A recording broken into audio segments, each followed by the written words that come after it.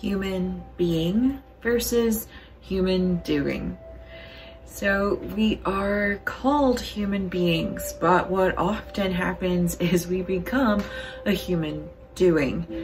Human being, I want you to think of being in the moment, being in the present moment, being here, being now.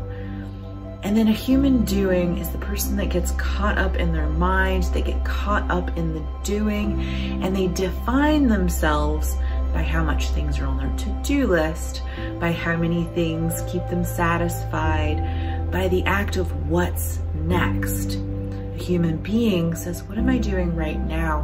What am I experiencing? By being in the moment, we can utilize tapping into our 5 senses. What am I seeing? What am I smelling?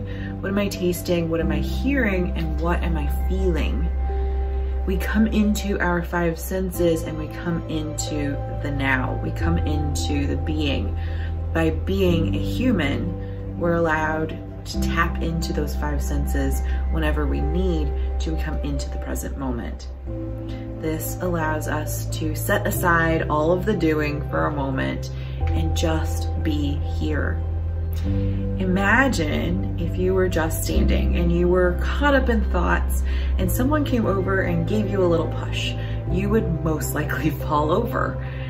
However, if you were truly there in the moment, feeling everything, sensing everything, if someone gave you a push, you would most likely open your eyes, turn at them and ask them, why did you do that? And it would be a response. Versus in the other one, you might have a reaction. You might turn around and start screaming at them. And you're like, why did you do that? That was horrible. And it would not be coming from a grounded response. And this happens in general. When we practice being in the moment, when we practice meditation, when we practice finding steadiness and consistency, we're able to respond. We're able to look at the situation, assess, and then respond versus a reaction. A reaction is on the whim. It's normally coming out of anger, coming out of fear, and we often regret a reaction far more than we regret a response.